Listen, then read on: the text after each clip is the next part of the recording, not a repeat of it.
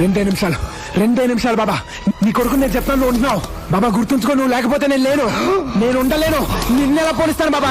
రెండే నిమిషాలు అంతే. కొడక, నేను పోతే నీ బాబుని తీసుకెళ్ళి, నువ్వు పోతే నా బాబాయ్ నేను తీసుకెళ్తా. చావును వాడుకోవటం నీకు అలవాటు, చావుతో ఆడుకోవటం నాకు అలవాటు. బాల్ నీది, గోల్ నాది. రా నా కొడక.